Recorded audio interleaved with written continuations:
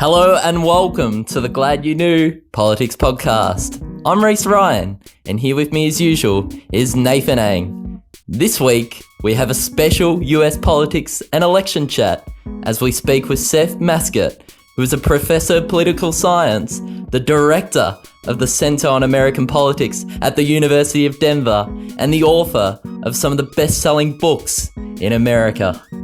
Seth is truly one of a kind here, Reese, and it was phenomenal to hear about how, like this podcast, he is passionate about bridging the gap between the wider public with the knowledge geniuses like him and other people in academia have.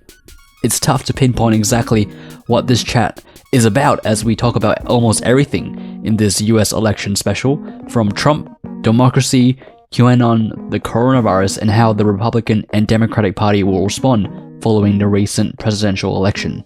Wow, Nathan, such an American dream speaking to Seth. We've already recorded our chat, but I just want to dive into our chat already. So let's do that by getting stuck in with another Glad You Knew Politics Podcast.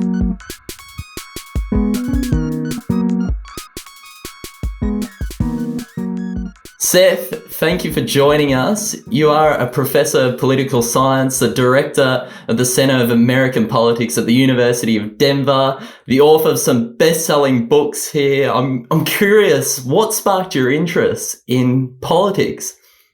Well, first of all, thanks so much for having me on. I'm really excited to do your show. Sparked my interest in politics. I mean, this has been pretty much as long as I can remember. My parents were very into politics when I was a little kid. I somehow got involved with when I was, I guess, 7 years old. I was following the 1976 presidential election between Gerald Ford and Jimmy Carter. I made a little shoebox voting booth for my second grade class to vote in. Gerald Ford won in my class, although he lost nationally. So it was just something it's always been interesting to me. I've never had much of an interest in sports, but politics was always sports for me. I always just found it interesting. And I volunteered on campaigns starting in college. I worked on some campaigns. I worked in politics. I worked on a 1992 presidential campaign for Bill Clinton and Al Gore. I then worked in the first administration of the Clinton White House in the correspondence office there. And I liked being around that. I liked working in government and politics. But at that point, I also sort of looked around at the people who were around me who were in their 40s and 50s and were spending their life working in politics. And honestly, they didn't look great. They looked fairly unhealthy and very tense and angry a lot of the time. And I got the impression I would really probably enjoy studying it more than being in it for the rest of my life. So after a few years in that, I ended up going to graduate school, and I've stayed in touch with a lot of people who work in politics, and I enjoy those discussions, but it's really something I very much enjoy having a little bit of distance from and being able to study it a little bit objectively. And I enjoy that angle on it. I also love the angle that you brought up with Jimmy Carter. I saw an interview the other day. He's 96 and he's sharper than any American president alive. Yeah, he's a little ridiculous. He's still around. It was funny. I was talking to people last year when the Democrats were really obsessed with finding an electable candidate. It just, no matter who it was, it had to be someone who could win, who'd proven that they were electable. And actually, Jimmy Carter was the only person who'd proven that he could win a presidential election, who was a Democrat and was still alive. And so, I kept saying, if you want someone, he is available. I don't know if he wants the job, but, he was eligible to run. You're going to wheel him out like it's, he wouldn't be out of place in terms of the age bracket with all the candidates up there with Trump and Biden. No, he still makes Biden look a little youthful, actually, but...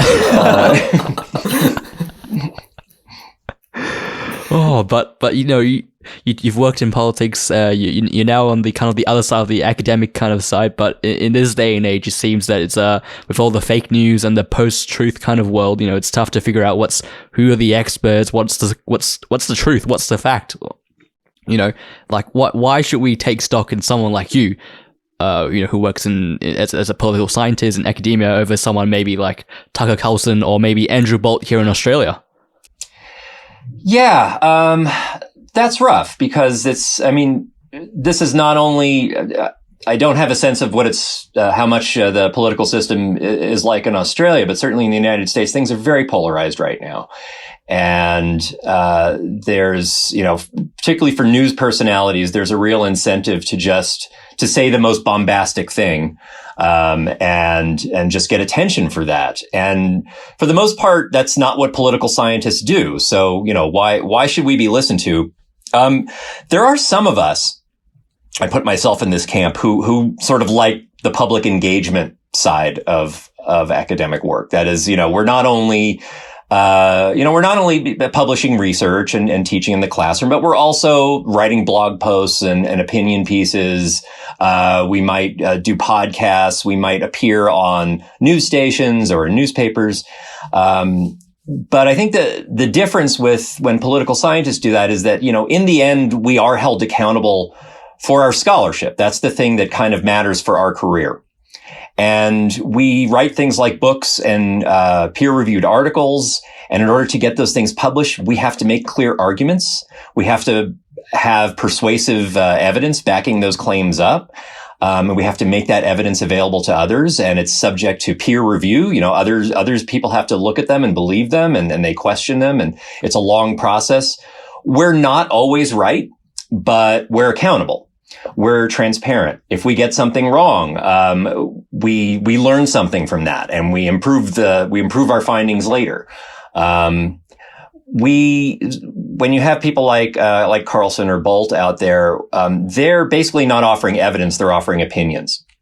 They are not really held accountable for being wrong. The only thing they're held accountable for is being boring.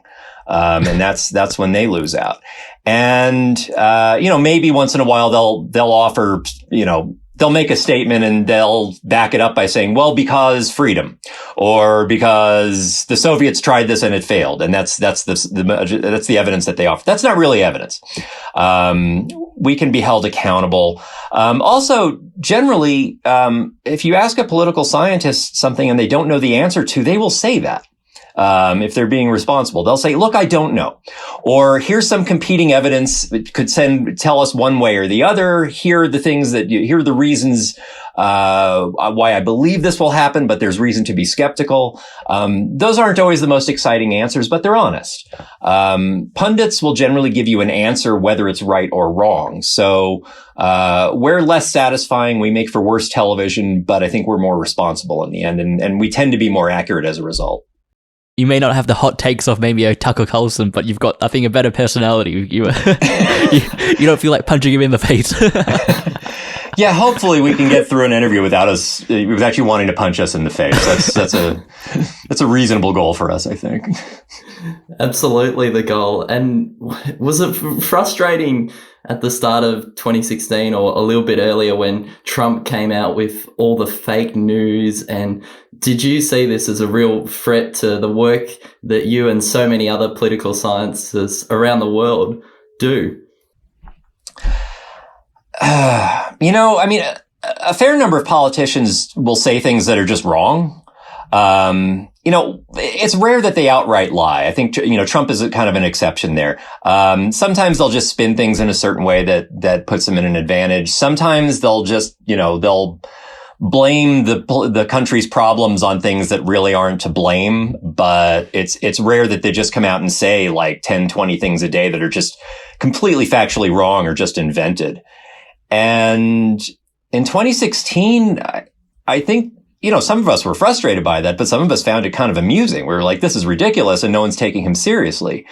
And that may be true, but they also voted for him. So yeah, it became a lot more serious of an issue, once he was in the White House. And that doesn't so much threaten, political science, but it just sort of contributes to a problem where, people just believe the news that's convenient for their own side. And that's been a phenomenon in politics and news for a while, where, this this goes back since the invention of media, honestly, that, people will seek out news sources that confirm what they already believe. They'll avoid the news that challenges their views. But that has really ramped up with Trump in the White House. And I mean, we see that just recently with him just saying one absurd thing to delegitimize Joe Biden's victory after another. And, most Republicans just believing whatever he says. And it's not even like there's critical thought going into it. They just want to believe it because they like Trump, and that's what it is. And it turns out there's quite a bit of that. There's very few things he can say that would really cause his supporters to say, I don't think that's true. And that's, it's disturbing. It's disturbing to watch that happen. It's really problematic for accountability and for democracy. I don't think we wanted to know just how much you could actually do that sort of thing. We sort of liked the idea that people would be held accountable for, saying things that were flatly untrue. I think it's most telling from when he first ran in 2016 that he said he could shoot someone on Fifth Avenue and his supporters wouldn't really leave him. Yeah, that has turned out to be probably one of the more true things he's said. Yeah. I mean, we have 250,000 people dead from this virus that he said was no big deal and was going to go away any day now. And that didn't really change the polls all that much, it turned out. It may have hurt him a little bit, but, roughly half the country has rationalized it and just said, oh, this would have happened under anyone. It's stunning. So, yeah, that's, he's gotten a lot of backup there. I almost think you might need a career on TikTok here to get the word out. Seth. Oh God, do I have to move to that? Maybe. I don't know. My kids have been encouraging me to do that, but I have a hard time speaking that language, but I'll see what I can do. Kids get their news from TikTok though. That's the most frightening part. Yes. I picked that up from my kids actually, because they don't watch a lot of TV news or read newspapers or anything like that. But at the same time, we talk about politics and they know stuff. And I asked them where they're learning that. They're like, oh, saw some videos on TikTok. And so they're picking things up somehow. And it's accurate, honestly. My guess is you have the same sort of accuracy biases you have with any medium where there's some bad information and good information out there. But people can get the news from a variety of sources. So, I'm not necessarily opposed if that's how kids want to learn about the world. I'm not necessarily opposed to doing that and watching people dance at the same time. I don't know if I'm capable of broadcasting that way, but maybe that's the next step. Maybe the next career path. I think maybe like when you talk about TikTok and how it's, what the kids are doing these days, kind of like a young people these days, but for maybe older folks, it feels like they do the same with like Facebook, I think, and maybe that's how things like QAnon has proliferated. I'm curious to hear your thoughts on what you think about QAnon. That has been a really interesting phenomenon over the last few years in the U.S. And, it's basically just, I don't even know if it's right to call QAnon a conspiracy theory so much as like an entire framework of conspiracy theories. It's like some meta theory. Conspiracy theories are nothing new in U.S. politics, obviously. We've really on both sides of the political spectrum. I mean, there's lots of people who will tend to believe these things. It doesn't necessarily, it doesn't mean that someone is uninformed. It doesn't mean that someone's stupid that they believe in a conspiracy theory. Often it's actually the more informed people, that believe in these things. But, the real difference on this is that, with QAnon, you have actual Republican leaders echoing some of these beliefs. You have, several followers of the QAnon theory have just been elected to Congress as Republicans. President Trump himself has encouraged some of this line of thinking. And I think that's a real difference between parties right now. So For example, just a few weeks ago, there were Democrats who were promoting the idea that there was a conspiracy of news networks to not project a winner of the presidential election, that somehow that was a conspiracy. There are some Democrats who continue to believe that the election in 2004 was stolen from John Kerry due to voting machines, or that Russians somehow interfered with the actual vote tallies in 2016.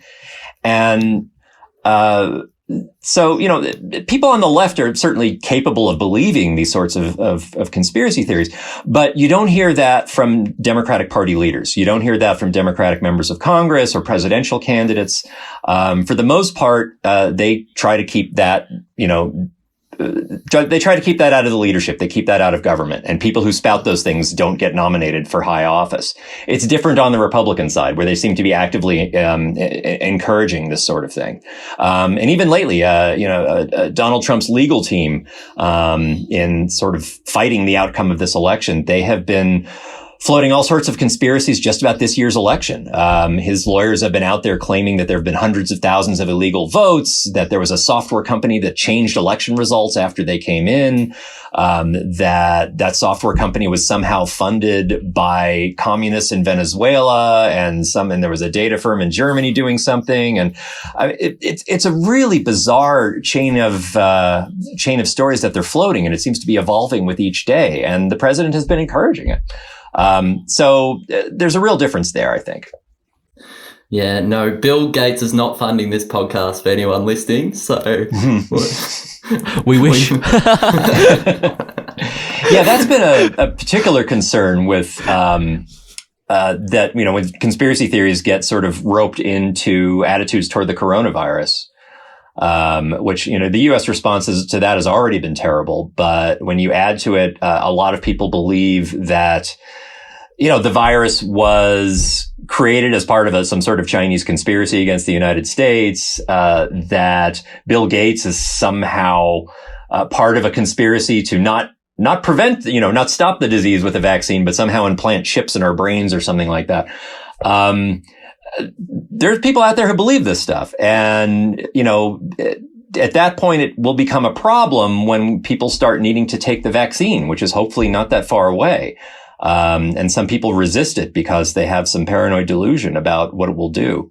Hopefully those numbers will pipe down, and we'll have leaders of both parties saying it's okay to take this and it's important that we all take this and move on. But, some of that is certainly out there. I don't know if you have any problems on Facebook or social media and you see these conspiracy theories windled out by mutual friends. I don't know what you make of it, Seth, when you see this and you go, whoa, people actually believe this stuff? Because some of the things Nathan and I see on social media, we're shocked. Like, we can't believe it. We think, oh, these people are educated. They do really good degrees, and then you see their political views and you're just staggered. Yeah, that comes out. And, people have different attitudes toward this. I talk with friends who just see a lot of crazy theories just being thrown around out there by friends. And when I see that, I tend to try and push back, like not say you're stupid or anything like that, but just say, actually, what you said is untrue. I try to link to something. I do what I can to try to sort of stop this view from propagating.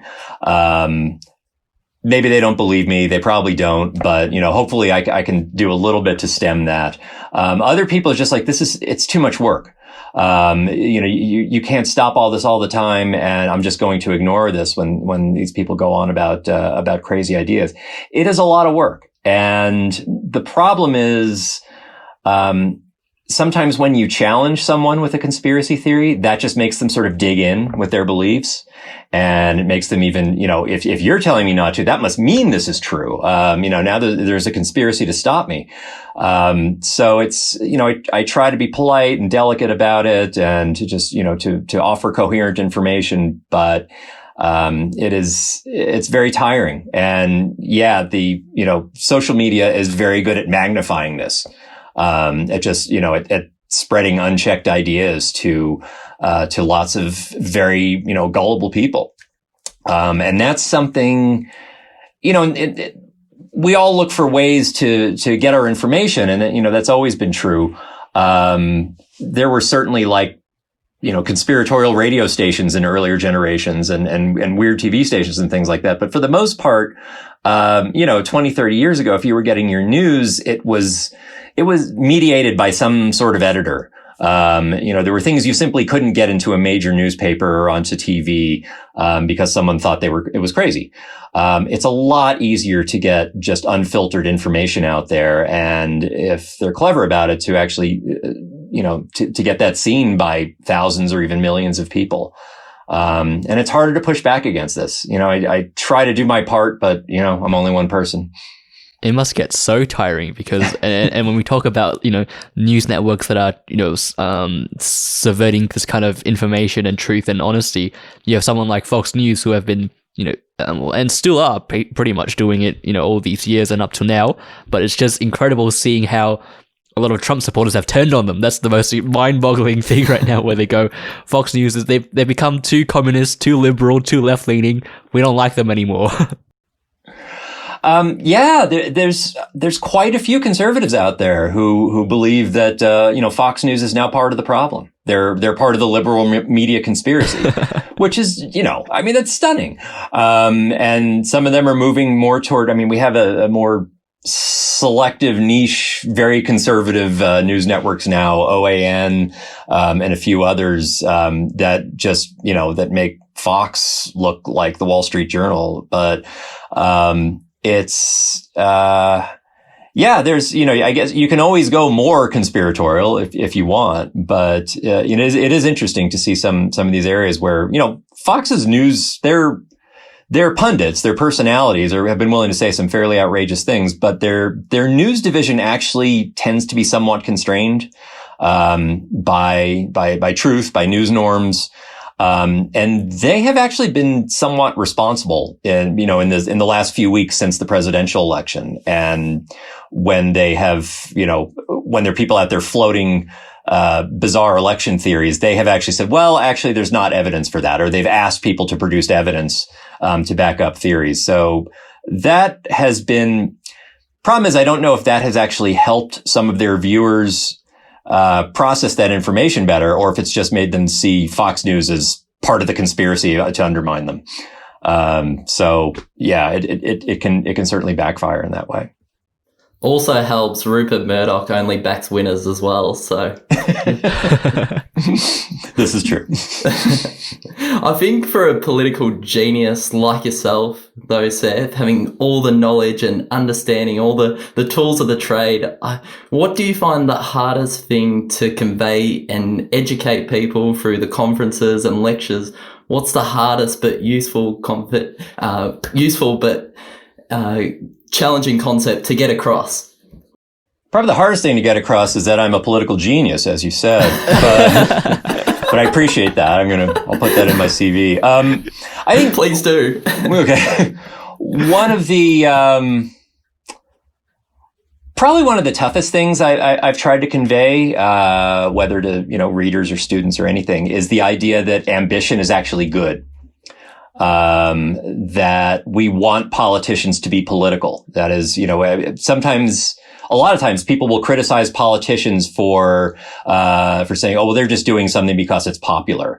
And they're just doing something because it's polling well. And I'm always like, yes, that's actually great. We want that. We want people who want to get ahead. That's democratic accountability. That's, in theory, that is the whole thing that motivates a democracy to actually function well. We want people in office who want to keep their constituents happy, who want to get more prestige in their job or rise to another job, who want to make promises and deliver on them. We want people who want to be popular. Those are actually very good things. We know that a lot of the things that make politicians popular in a democratic system tend to be things like, the economy is growing. The country isn't at war. They are, they're following through on their campaign promises. I mean, those are all things we want. and I sometimes hear people say, well, why, maybe we shouldn't have people available for reelection. They just get in one term and then they're out. I want people who are less interested in politics. And that's just basically asking, I want hundreds of dictators in office who are unaccountable, who have some scheme for saving the world, but it might not work. It's people who are uninterested in being liked that are actually the problem in politics. So I'm a big fan of ambition, and I like to see that in politicians, and I definitely encourage it. So I think you'll be recommending everyone to read The Prince and become more Machiavellian. And I think to your point about politicians only serving maybe one term, I think you should point them on the last podcast we talked about Peru, where they recently had a referendum to stop, the corruption and all these terrible politicians. They said, all right, our politicians are only going to have one term in office. And what ended up happening is that instead of the politicians being corrupt and greedy and stealing slowly, they just went all in at once. Like, this is my only shot. I've got to get as much as I can and then get out. Exactly. This is part of, this has been sort of a theme in my research, is just that I really don't like term limits, and they're very, very popular in the U.S.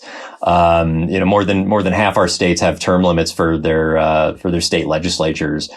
And it's not good. We have actual evidence on this that, where term limits are in power, like the state legislators tend to know less.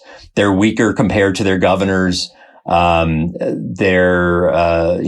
more polarized. They're a bit more corrupt. I mean, it doesn't do the things that reformers say they want. I would rather see people, being able to pick someone as, who could, if they want to serve 20 or 30 years, fine. If the people keep reelecting them, that's great. I have no problem with that.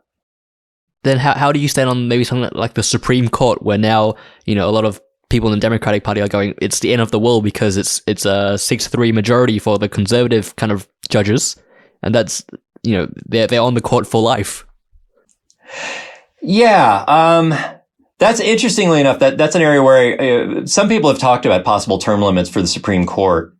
And actually, if we're talking about very long terms, like maybe 18 or 20 year terms or something like that, maybe that wouldn't be so problematic. The idea what might be sort of a fair situation is if there's some sort of regularity in how often they're appointed. Right now, it's very irregular, obviously, because they basically leave office when they die. Some of them leave strategically. Justice Kennedy left a few years ago because he wanted Donald Trump to be able to name his replacement. He didn't want to wait around for a Democrat to get into office to do that. Ruth Bader Ginsburg notably went the other direction on that. Some people encouraged her to step down while Barack Obama was president so he could name her successor. She decided not to. And as a result, Donald Trump picked her successor. Some of them think more like politicians. Some of them think more like judges. It might be nice to have some sort of regularity. So basically every presidential term gets roughly the same number of people on the court that they're going to replace. Rather than the somewhat chaotic system that we have now.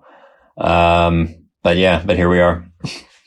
Here we are. It may be a little simplistic to ask, but what do you think about Kamala Harris as a former prosecutor, now channeling her ambitions into the political sphere? She's basically, she's had a fairly long record as an ambitious politician, really. She was, California's attorney general, then became senator, now vice president. And, she was running for president last year. Should Joe Biden, decide not to run for a second term, which is certainly a possibility, I think, she'd be a logical choice for the party. Biden would probably support her, to be the president, in 4 years, but, we'll see how those things shake out. But, that all strikes me as pretty healthy. It's interesting to see how, she has sort of pitched things a little differently at different stages in her career. She, I think, when she was running for office in California, she was playing up a lot of the fact that she had experience as a prosecutor. Essentially, she's a fairly liberal woman of color from California. That can be all those things can be seen in the national stage as fairly far left. But by portraying herself as a prosecutor, someone who has, gone after quite a few people for lawbreaking, that made her look somewhat more conservative, more moderate, more tough on crime. I think that was, partially a way to present herself to more of a national political stage, rather than limit herself to California politics. But I think now she's generally seen as, somewhat more to the left, certainly to Biden's left.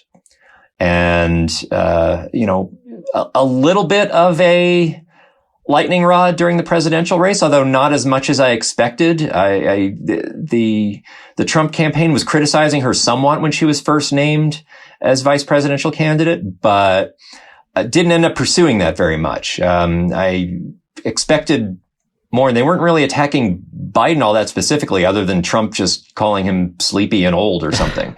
They were mostly sort of going after the far left in the Democratic Party and saying they're all socialists, but not necessarily singling out Kamala Harris. Well, she would be our ideal political leader with so much ambition. And speaking about ambition as well, it's so exciting to speak with you this morning and having the opportunity to talk with you and to dive into the US election.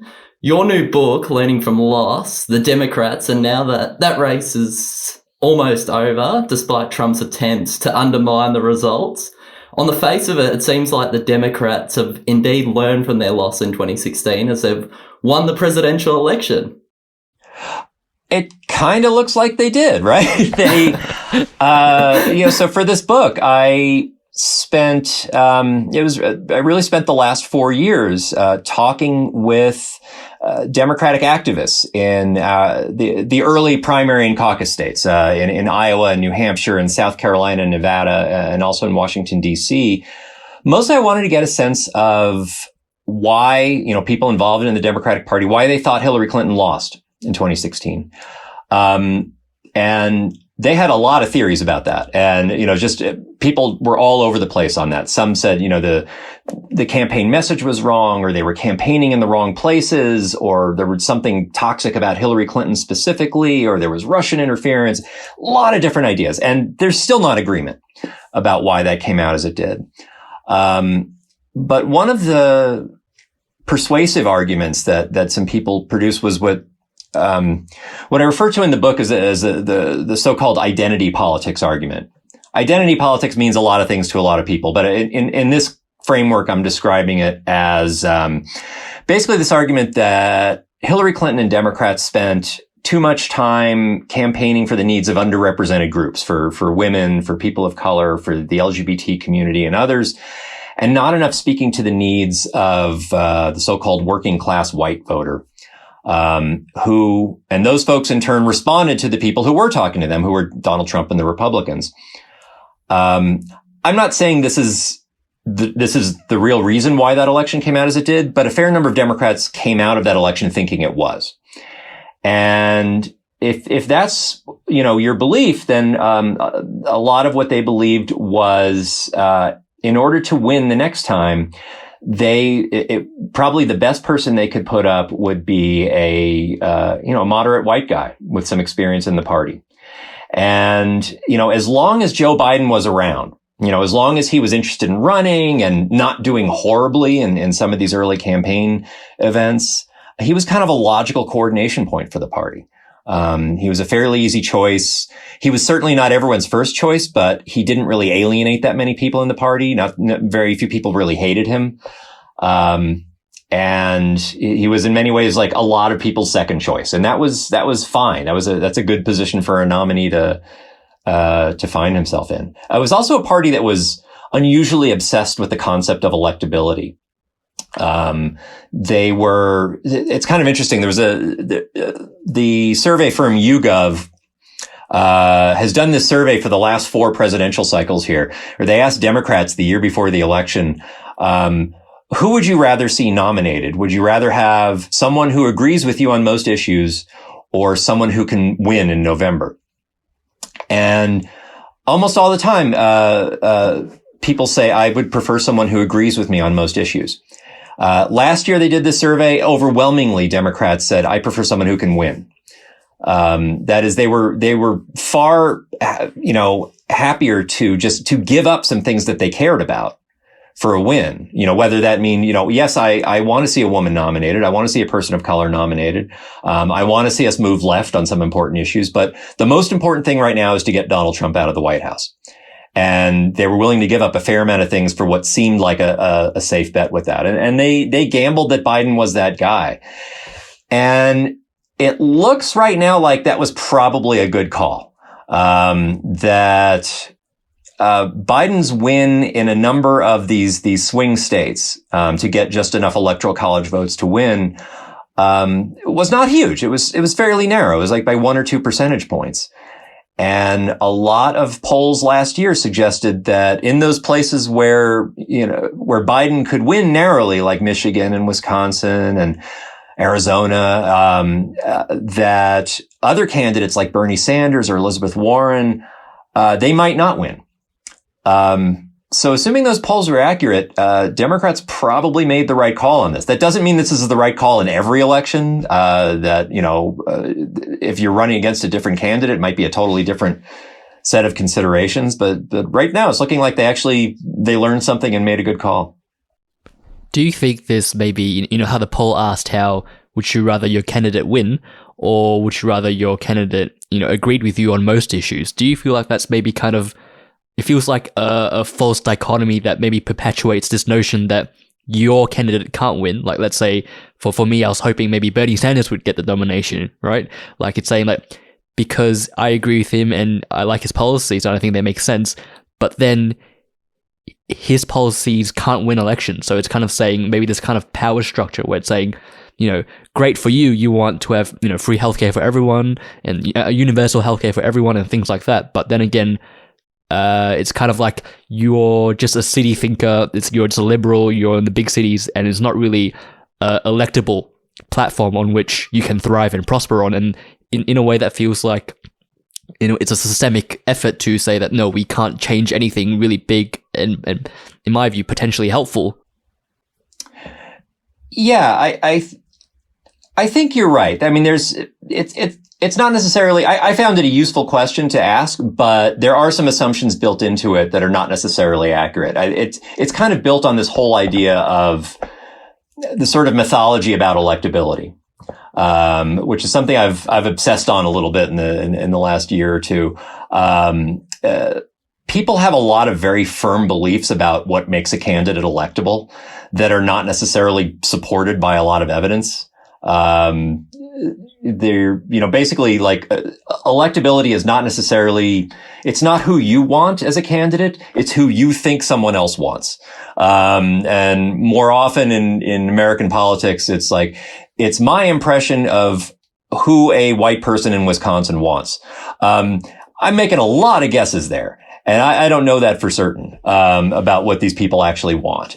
But people just sort of make that assumption that, we have a little bit of evidence say that a moderate candidate will tend to do better than someone more liberal or more conservative. Okay.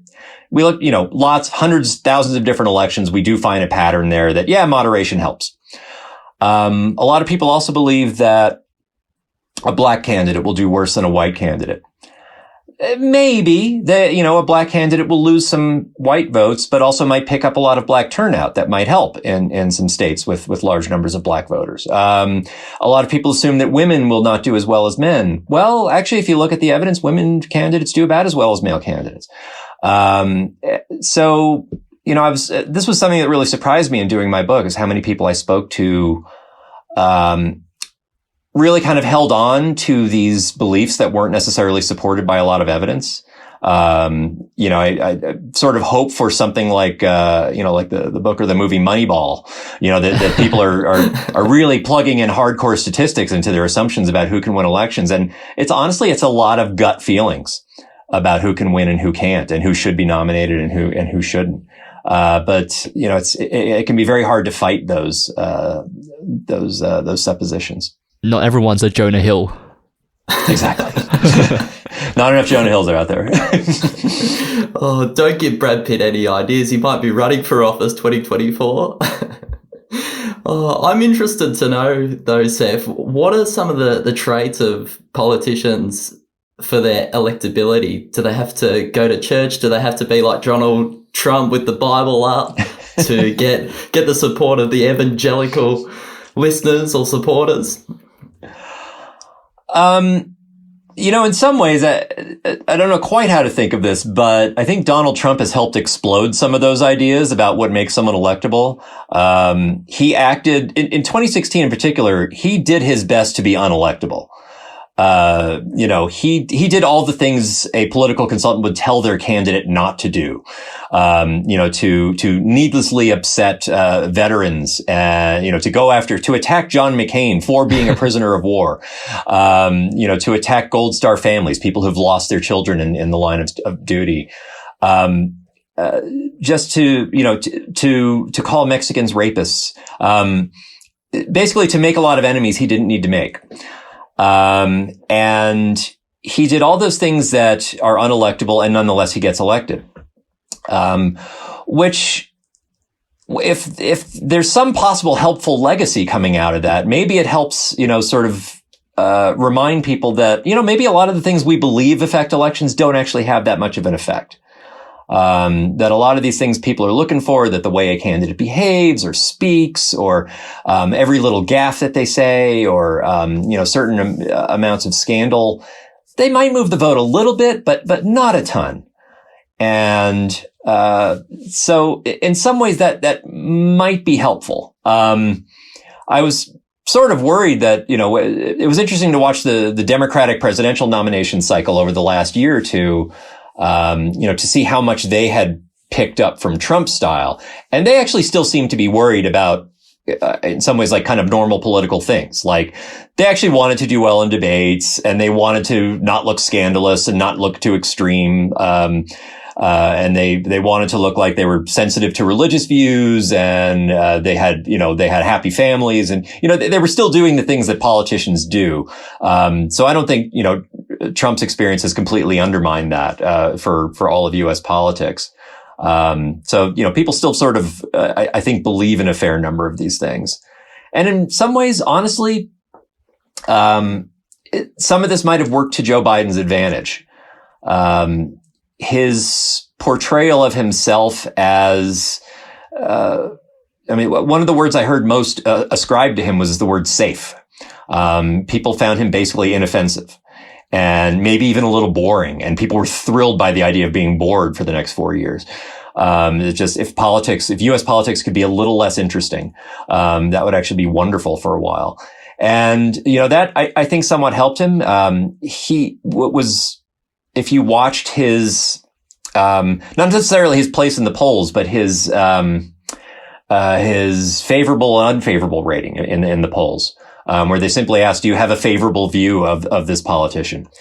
His favorable numbers actually rose over the course of this presidential campaign. That's pretty rare. Usually as, the longer politics goes on, the more people's favorables drop as there's more stories out there about them. People actually generally liked him more as the campaign went on. I think that helped him, just, basically coming off as reasonable and experienced. So to some extent, this stuff might help. Do you think a factor that plays into this, I'm thinking about it now, is the genuine factor? Like, is a person genuine? When I think of, let's say, Joe Biden, he's kind of portrayed as this, he's an uncle. He's Uncle Joe. He's kind of friendly. The vanilla, as I said, the most boring and safe guy, he's vanilla, so it's kind of that, in a way, built-in genuineness. And on Trump's side, he's also kind of genuine in the way that people know that this is how he acts, regardless of, he doesn't care for the social norms and things like that.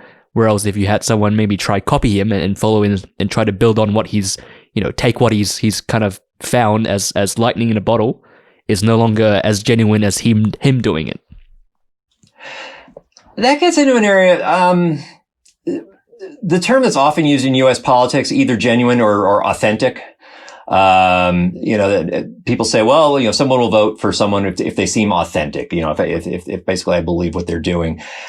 I have a lot of problems with that term because I don't know that it actually means anything. One of the problems was like a fair number of Donald Trump supporters in 2016 described him as authentic. And a lot of his critics said he's the least authentic person I've ever seen, right? I mean, he's a TV star. He portrays himself as a billionaire when he's probably not one. He portrays himself as, having this happy family when they all seem to hate each other. He has someone who has like developed an image of himself that is largely untrue. But what people saw in him that they found authentic was that basically, he's willing to say racist things. Right. And that's a form of genuineness, and that's a form of authenticity, right? It's just like, oh, well, I'm being polite. I'm being politically correct. So I won't say racist things, but he says what he really means. And I respect that. Well, okay, fine. I guess that's some way respectable and honest, but other people are like, but that means he's racist. I'm not that crazy about that trait. So I think authenticity means different things to different people. I think often when it's John McCain was described as being authentic. And I think just because he was willing to say some things that people in his party didn't always want to hear. And that probably helped him. But sometimes it can be kind of a proxy for just saying bigoted things that are unpopular to say, but some white people like to hear. It goes a lot of ways, and it's not always very obvious who will be considered the authentic candidate. I think it's one of those things sometimes we'll rationalize it after an election, and then we'll just say, oh, well, they won because people thought they were genuine. But going into an election, it's not always obvious who the genuine candidate is. Well, that's why we have you on here to dispel these myths, and I'm posing it as a question, so it's not. Yeah. I don't take any flack for that. But speaking of problematic terms, problematic things, it's this morning I read that you wrote an article about the Electoral College, and how it's a problematic institution. But do you think that you will maybe see in your lifetime that will actually be overhauled or changed? Because when I've throughout the podcast and throughout all these episodes we've been doing, what's really stuck out to me was kind of a institutional view of things, where things are built in a way that they benefit people and they benefit certain people, and generally those in power like the way things are. They enjoy it because they benefit from it, and in some way you wrote about how the Electoral College has benefited Republicans, but they might be worried about future consequences of how it might be used against them. So do you think that it will actually, we'll actually see some change on this front? I think we're unlikely to see it in the near future. It's interesting. Some of the Electoral College has a number of biases built into it. Basically it means that elections are broken down at the state level, and every state has a certain number of electors that's based roughly on their population. It's based on the number of senators and representatives they have. So there's a bit of a skew towards smaller states, the less populous states. They get more representation. This means that, that there's for a long time, there's been kind of a rural bias with the Electoral College. So smaller rural states have an outsized voice in picking presidents. It's only within the last few decades, though, that this has also become a partisan bias, that rural states are more likely to be represented by Republicans. And so right now we're in a situation where Republicans can lose the popular vote by 3, 4, or 5 points and still have a decent chance of winning the presidency. In a country that considers itself a democracy, that's problematic. And if Democrats start to get the idea over time that, they can work really hard and amass more votes, considerably more votes than the other side, and still not get the candidate that they want, eventually Democrats come to believe that the political system doesn't work for them. That's a dangerous area when you've got roughly half the country, seeing politics as not an outlet for their concerns. And I do worry about that going forward. As long as it's one party's problem, it's going to be hard to fix. One of the things I was saying in the piece I wrote today is that I think Donald Trump has in some ways helped to poison the Electoral College a bit. That is, he has been very overtly trying to get state legislators to flip their votes.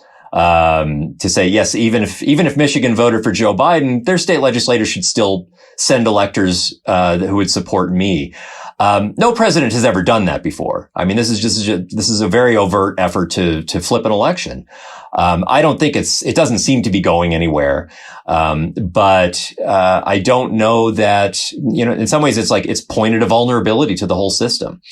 And I sort of wonder if both parties might be concerned about that going forward, if this sort of might create some bipartisan interest in getting rid of that system altogether. I feel like the most realistic window for making this change. So back in 2000, we also had an election where Al Gore won the popular vote, but George W. Bush became president. 4 years later, in the 2004 election, George W. Bush won the popular vote that year, but John Kerry came fairly close to winning the Electoral College. If he'd managed to flip Ohio, just one state, he would have become president even while losing the popular vote. I think if that had happened to both parties in two successive elections, I think we would have seen a real chance of actually getting an actual amendment together, getting a bipartisan support for a constitutional amendment to get rid of the Electoral College. I think right now it's much less likely. There is actually reform that's making the rounds right now. It's essentially an interstate compact that's been proposed where people are trying to get state governments to agree to cast their electors for whoever wins the popular vote nationwide. And there are a number of states that have already signed on to this. Colorado is one of them. If more than 270 electoral votes worth of states sign on to this, in theory, it becomes active. That could happen by 2024. I don't know if this is actually enforceable. I don't know if it's constitutional. I think it would be subject to a lot of challenges, but it's an interesting way to try to get around this issue. Without needing a constitutional amendment to do it. But an amendment is a really high bar. It's basically you can't get anything done with only one party's support in that way. I don't know if you can give us an exclusive here this morning, Seth, because we know you've done the Democrats learning from loss. Will there be a Republicans learning from loss? But, is there no exclusive this morning if there's a new book coming out? Well, I am hoping to do that. I am hoping to do a sequel book that's about the Republicans learning from this election. I'm actually curious to see how this plays out because at least so far, at least while Republicans have largely been backing, Trump saying that the election isn't over, they've been avoiding having this conversation. And just pretending, just sticking their fingers in their ears saying it's not over. This may be ending soon, and I am interested in talking with some Republican leaders and finding out, what they think could have been different. I think there's likely to be a very interesting fight within the Republican Party in the coming year or two. I think, assuming Trump leaves peacefully within the next 2 months, I think he sees himself as the leading, presidential nominee for 2024. I think he'll very likely run again. And I think there are a fair number of people within the party who are ready to back him or at least scared to challenge him for that.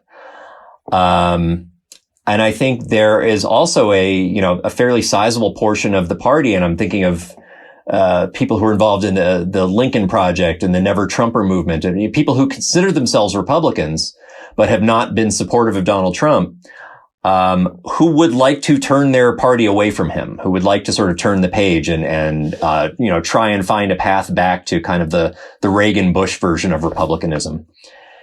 And I think we're due for a fight about that. That may be playing out in congressional midterm elections in 2022. I think we'll see a lot of just sort of interesting arguments within the party just over the next few months about like what is Donald Trump's place. There was an interesting piece in the New York Times over the weekend about how Trump is trying to secure that the current head of the Republican National Committee, Ronna McDaniel, that she gets another term in office and that Trump continues to have a lot of influence over that party, even while he's not president. That's actually very unusual. Traditionally, ex-presidents don't have any influence directly over the party. And he wants to continue to be kind of a kingmaker within that party and secure his own reelection. I'm actually really curious about what kind of influence he'll have within the Republican Party once he's not president. Whether they still think he's a powerful influence, whether they think he's someone who has a lot of power over voters, or if they try and move away from him. I've been impressed how much power he continues to have, even having lost an election. That there are quite a few Republicans who are still eager not to make him angry, and don't want to call Joe Biden the president-elect because that would make Trump upset. They want to keep him happy, even though he's lost a lot of power. So that may still be the case, even with him out of the White House. We'll know that soon. But it's a conversation I'm interested in having, if they're willing to talk to me. We'll see how that goes. We will see. And I think we're not even in America at the moment. I think we're paying more tax than Donald. But how do you think he will continue to be influential? So, as I see it, a lot of Republican politicians see him as someone who has influence over the voters that they want to win. That is, he has produced, over the last two presidential elections, he himself seems to have produced a lot of voter turnout among basically downscale white voters. White voters, without a college education, who didn't necessarily participate a lot in politics prior to 2016, but who actually like his message, who actually like that he's willing to talk about race in these fairly bombastic ways, and that he is unconventional, that he is uncouth, and that speaks to things that they care about. They like that he's in there doing that. And a lot of other Republicans figure he is sort of the key to that. Like, they want that vote. They want those people to keep turning out for them. And that if Donald Trump doesn't like them, he can turn that vote against them in a primary. And they're scared of that. So I don't know how much that will matter in like a congressional midterm election. We didn't see much of that influence in 2018 when he was not on the ballot. But we do see it when he's actually running in a presidential election. So we'll see just how fearful they are of him. But it's interesting to watch the behavior of, if you watch sort of like younger, ambitious, Republican office holders, people like, Tom Cotton, who's a senator in Arkansas, or, Nikki Haley, who was the governor of, South Carolina, people who see themselves, or what's her name, Kristi Noem, who's governor of North Dakota. These are people who will fairly likely run for president at some point in the future, and they have made a point of being very supportive of Donald Trump, even over these last few weeks. They clearly want to keep him happy, and they see, if they want to channel their ambitions into the future of the Republican Party, they see that as the way to do it right now. So they're not interested in making an enemy in Donald Trump anytime soon. Maybe that changes the next year or two, but so far it's not there. I guess they don't want to lose the vigilante militia groups like the Proud Boys. Yeah. That's an important vote for them, I think. Where do you think they factor into this? Because I remember back in, I think earlier this year, I was speaking to one of my professors, and he told me to keep an eye out for these groups, because he mentioned two things that makes it especially scary, is that kind of in every town in America, there are two things. There is a local NRA chapter, and there is a church, which makes them, well-trained, well-armed, and well-prepared in some respects. This is, this is a serious concern. And it's not just that there's an enthusiastic group, but there's something of a terrorist movement here. a white conservative terror movement that has become very political, very politicized for one party. And there were apparently a serious organized attempt to kidnap the governor of Michigan, who was a Democrat who had supported a lot of virus mitigation techniques, a mask law, and things like that. We may actually see this sort of thing ramping up over the next year. When Joe Biden gets into office, he might propose some sort of serious use of face masks in the coming months to mitigate the virus before the vaccine is active, and he's probably going to get a lot of resistance to that. Some of it might just be political resistance. Some of it might actually be, something like white terror groups out there doing this sort of thing, like Proud Boys and others.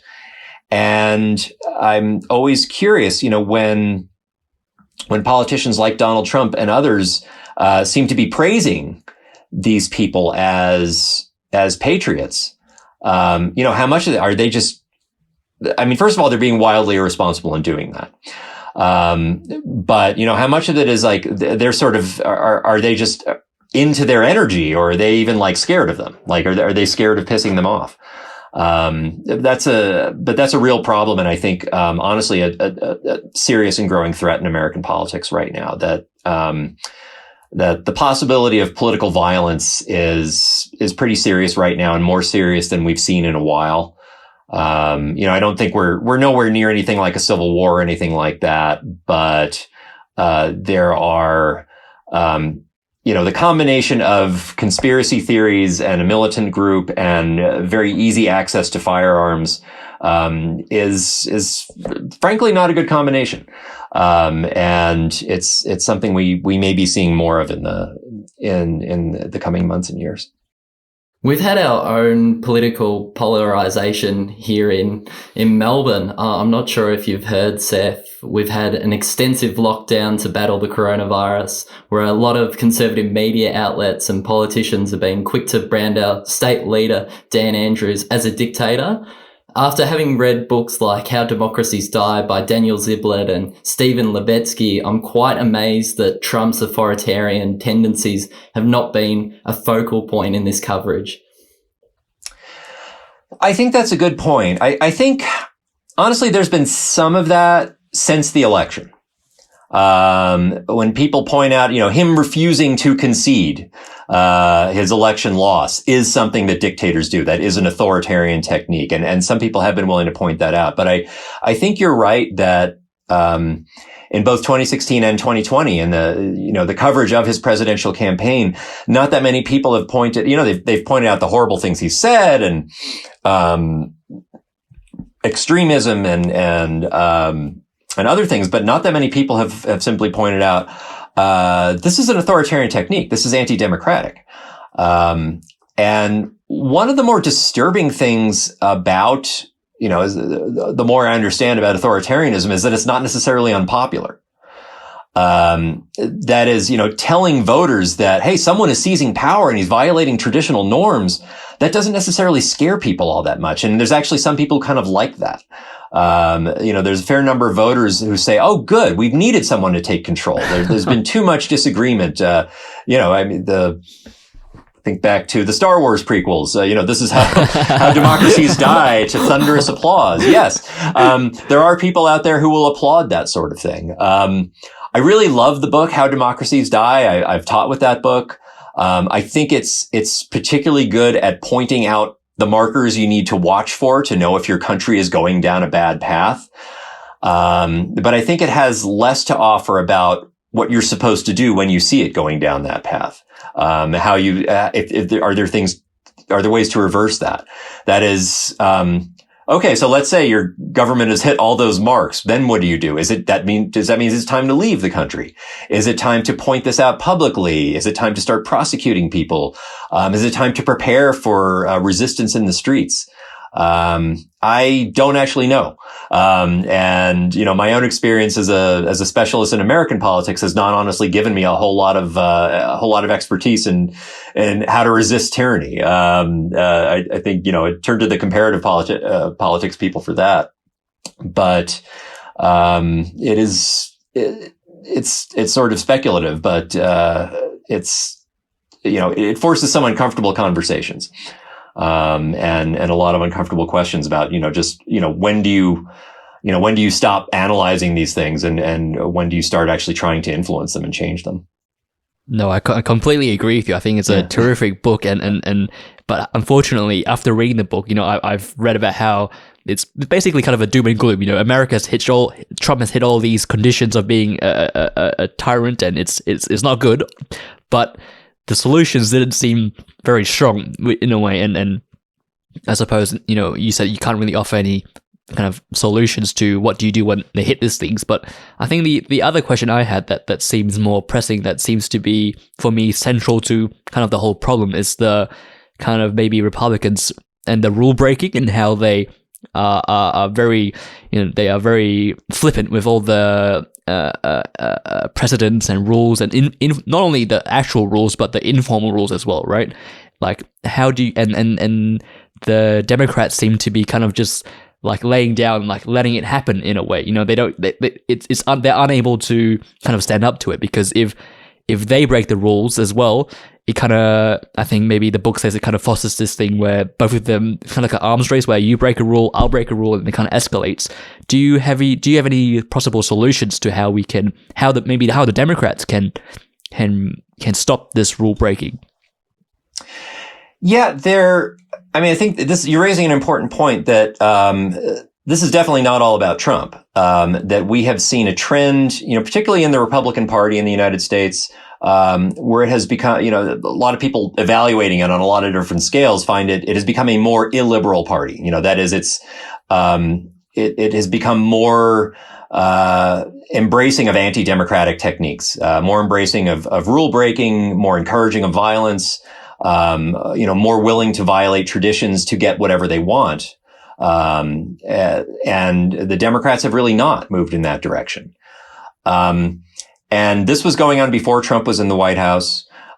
This was going on. I mean, we saw this with the rise of the Tea Party a decade ago. We saw this, with, the resistance to, Barack Obama's healthcare plans, with government shutdown in 2013, try and, force the government to default on its credit rating, and all these sorts of things.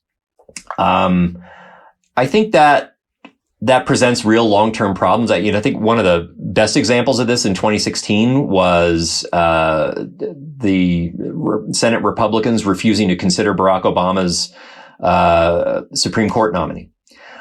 Just simply saying, no, you simply don't get your last Supreme Court nominee, even though you have still a year left in your term as president.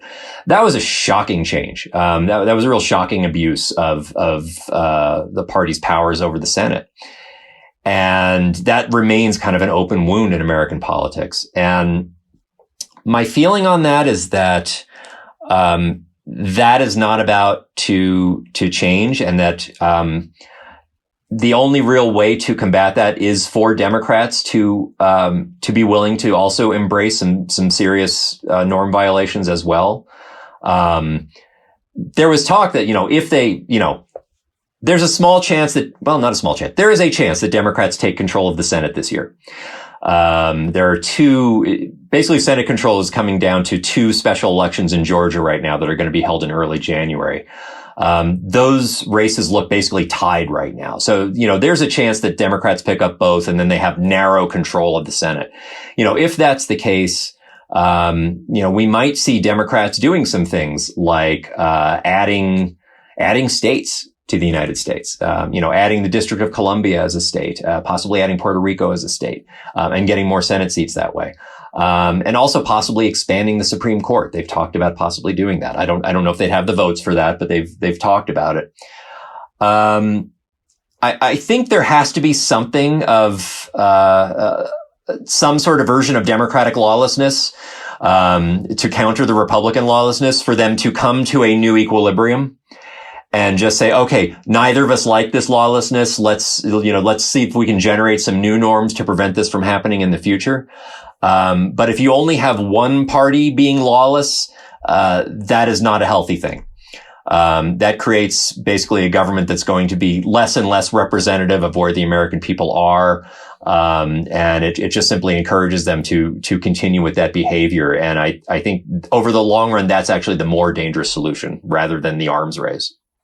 I reckon they shouldn't add any more states to the union, and it's not for any political reason, but because the flag right now is 50 states. It's a nice round number. The flag looks great. We don't want to change that. We don't want to have to build new American flags in China because that's going to cause too much chaos. You got to have a 50-star flag on your yard, and people will say you're unpatriotic because you didn't get the new one. It's kind of like a new iPhone now. You got to have the new one. Well, there actually, you could do some lovely patterns in the field of stars with 51 or 52 stars. And I like the idea of actually like staring at a flag for a little while to see, are there 50 or 51? Like it would actually take a second to pick up on it.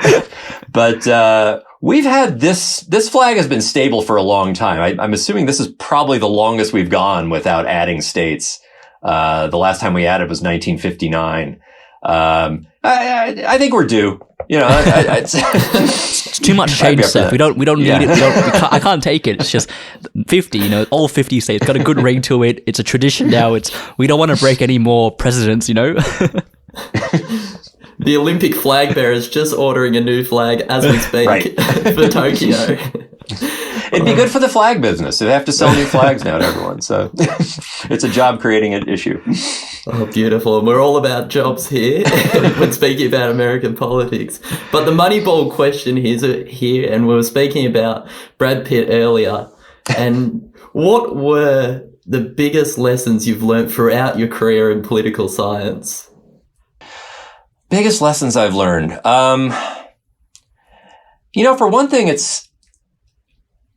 U.S. politics has changed a lot since I've been studying it.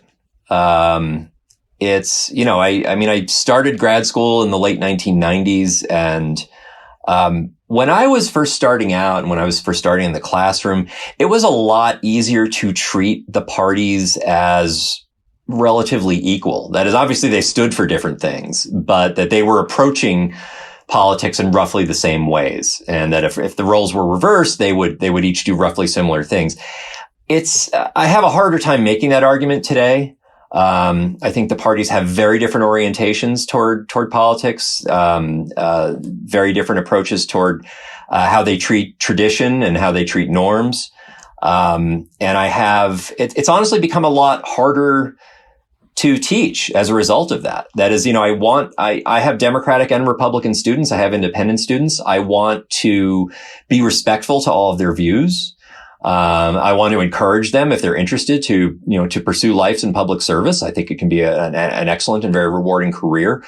But I also have to teach them that, the parties are not the same.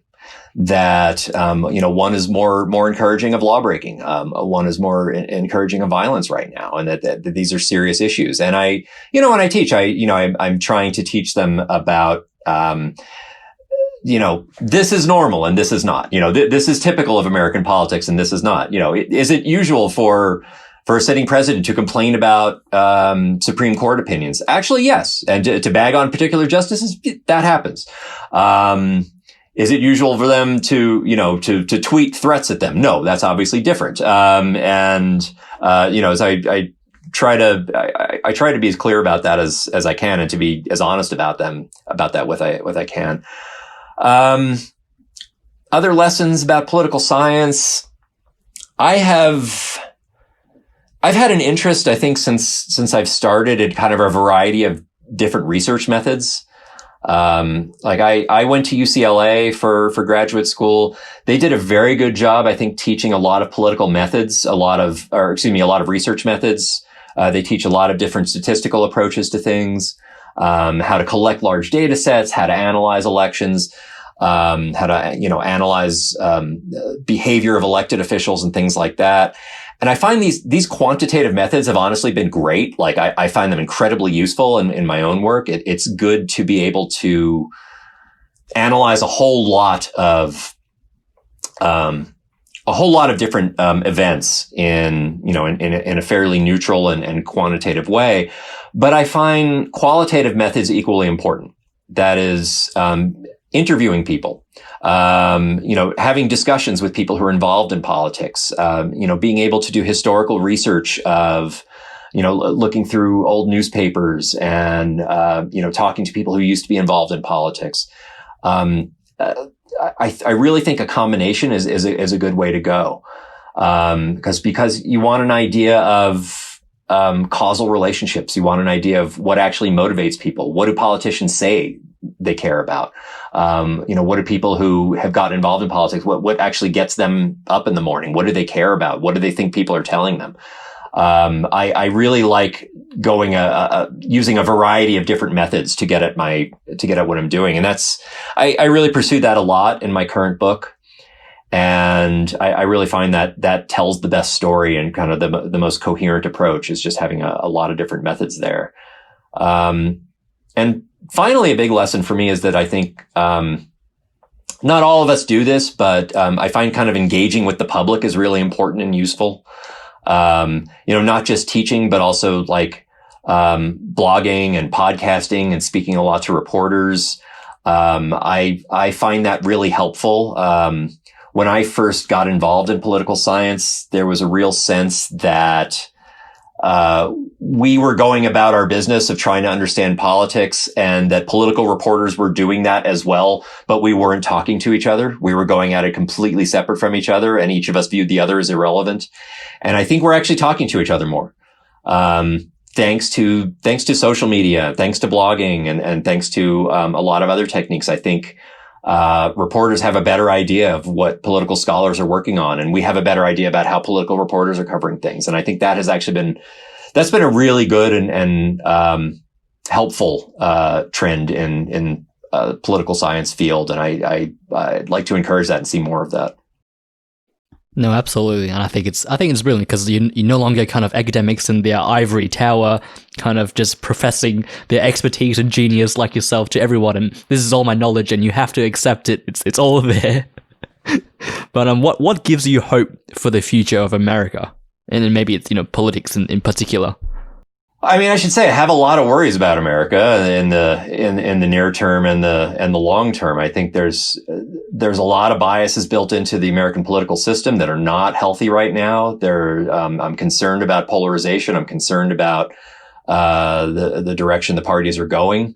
That being said, one of I think a very positive thing about this most recent presidential election, we just had probably the highest voter turnout since 1900. It was a very high turnout election.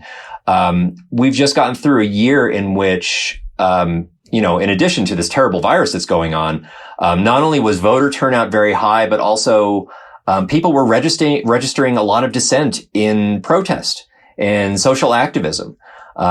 People are incredibly engaged right now. People see the political system as a place to register their concerns and register their consent, or register their dissent. And as much as, I'm concerned about political violence, and I'm concerned about the proliferation of guns out there, overwhelmingly the political engagement this year has been nonviolent. And it has been tumultuous. It's been angry at times, but overall, I think it's been pretty healthy. And so that's good to see. I can't think of a time where like so many different sectors of the American public have been so engaged. And that I think it's positive. It doesn't mean that, the near term will be very, peaceful, in American politics. If I would love things to be dull, and I don't think they're going to be dull anytime soon. But for the most part, it is participatory, and, people view politics as a place to express their views. And I think that's actually a healthy thing. You're almost going to need a detox, I think, the way you're going with all this research. We're glad you haven't gone grey yet, Seth. I have been on the side, so it's harder to see. So yeah, we're definitely not looking. Thank you so much, though, for this morning and evening, for helping us understand what is going on in America at the moment, and hopefully things will look a little bit up for the upcoming future for you. So hopefully it's a little bit boring for you, but you certainly haven't been this morning. Thank you so much for reaching out on this. I really appreciate you guys doing this work. This is great, and I really enjoyed your questions today. It's been a fun conversation. Thank you for listening to the Glad You Knew Politics podcast. If you haven't already, please subscribe to the podcast, leave us a rating and a review on what you thought about this week's episode, and any other questions you might have or issues you would like us to cover in future episodes. You can keep up to date with us and the podcast by following us at Glad You Knew on Instagram, Twitter, Facebook, YouTube, and LinkedIn. Links are in the description below.